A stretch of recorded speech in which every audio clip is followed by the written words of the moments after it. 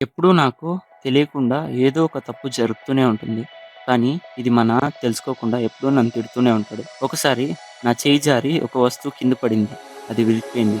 అప్పుడు తిట్టాడు. నేను ఈ విషయం గురించి పడుకునే ముందు రూమ్‌లో కూర్చొని ఆలోచిస్తూ ఉండేవాడిని.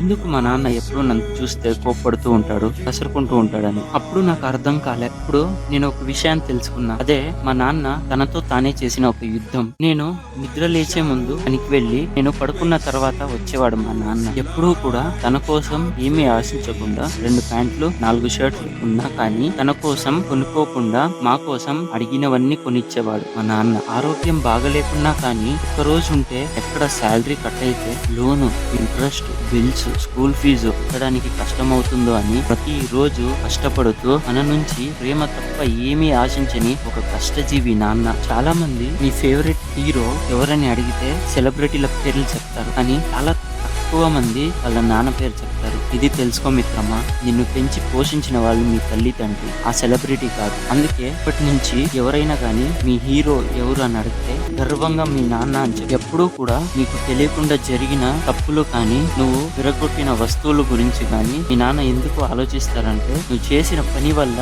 తనకు ఎక్కడ బిల్స్ ఎక్కువైతాయో అనే ఒక భయం, అంతేకాని నీ మీద కోపం కాదు. ప్రపంచంలో ఆ భయాన్ని పోగొట్టే వ్యక్తి ఎవరైనా ఉన్నారంటే అది నువ్వే మిత్రమా. సో ఎప్పుడూ కూడా మీ నాన్నని తప్పుగా అర్థం చేసుకో. ఎప్పుడూ కూడా మీ నాన్నకు నీ మీద కోపం కాదు, అది డబ్బుతో కూడిన భయం. నువ్వు మాత్రమే ఆ భయాన్ని పోగొట్టగలవు.